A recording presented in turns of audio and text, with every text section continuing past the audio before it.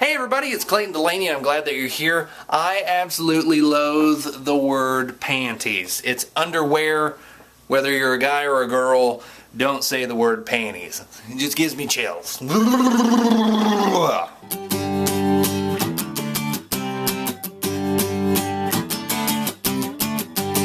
Today we want to discuss an idea that I've been having that I kind of gave to our Sunday school class, and it's this idea of conversation versus conflict, and what's the difference? Specifically within the idea of religion. Now, the history of me and talking about religion, I have kind of done a 180 in that area over the past probably 6 to 8 years.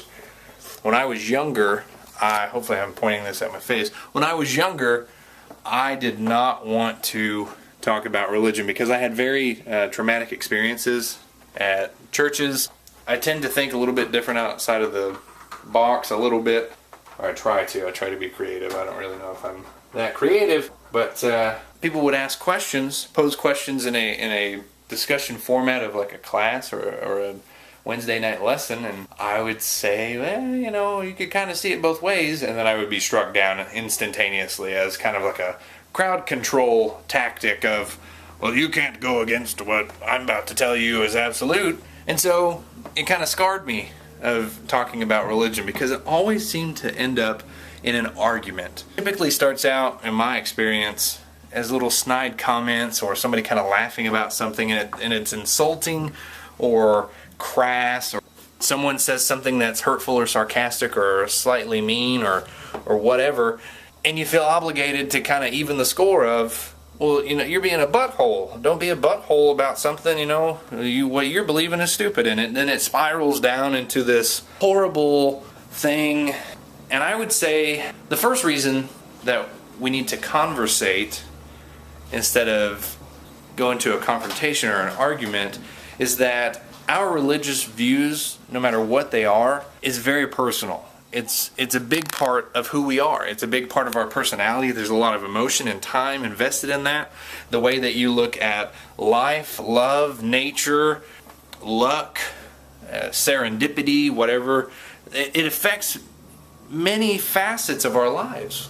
And so whether you believe in a monotheistic ideology of, it's Jesus Christ or Allah or Buddha, or you have a monotheistic or a polytheistic view, you think that there's many gods, or maybe you believe you're agnostic, and you think, well, there may be something bigger out there, but I don't think that one religion pins it down, and maybe the truth is wrapped up in all of these things, and there's just something just outside of what I know that retains the true essence of who God is, or if there is a God, or whatever. Maybe you're atheist and you don't believe in God, and that's okay, right? Some of the things a lot of the things that we believe as a Christian, specifically I'm Baptist, which if you're watching this, you're probably thinking, oh my God, he's crazy. We believe some crazy stuff. We believe it as truth, right? But we can conversate, and we can talk as human beings, as adults, as logical, rational people to one another. It doesn't have to be an argument. And so how do we do that? How do we conversate instead of argue and getting into a confrontation? Well, I'm just making laps around my house, by the way. Keep track. Tell me how many laps I make. So here's the thermostat. That'll be our marker.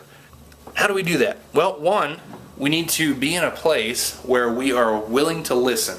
If you're going into a conversation and you are not willing to give the mutual respect to someone else of their viewpoint and their perspective, you're not going to have a conversation. You're going to have an argument. Because an argument, a person is not willing to listen to the other person's side because they've already deemed it ignorant or unworthy or not as important or untrue, whatever. They have deemed it not good. But a person who's willing to listen can listen to somebody who has a different viewpoint, and they can say, I see your point there, I see where you're going. That makes more sense than what I previously had thought. Maybe Allah is not this bloodthirsty guy who is just this wrathful judge, you know, maybe there's really good intentions and good things from him. Now, does that mean that you have to sway your personal beliefs? Absolutely not. It's a conversation. You are gaining information and knowledge from another person who has a perspective or a viewpoint that you do not have. So that's good, right? Gaining knowledge and understanding people where they are, where they're coming from, is a beautiful thing. And I personally want to understand people more. I really, personally, have never had too much interaction with atheistic people. I've never really interacted with a person who's Hindu or Islamic, Muslim. I haven't had that many interactions with those people. And I find that what they believe is fascinating. And I want to know how they came to that point to believe that that is truth. And, you know, I want to know the grounds that they stand on. The other thing is that the idea of listening, being willing to listen to someone, you have to be willing to not cut the legs out from underneath someone. Again, they are presenting something to you that is very important here. So let's keep it nice. Thanks for coming here today, guys. This has just been kind of something I've been thinking about for quite a while now, and we'll see how it goes. All right.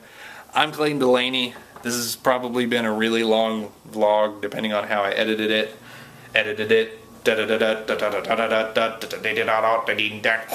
Anyways, we'll see you guys later.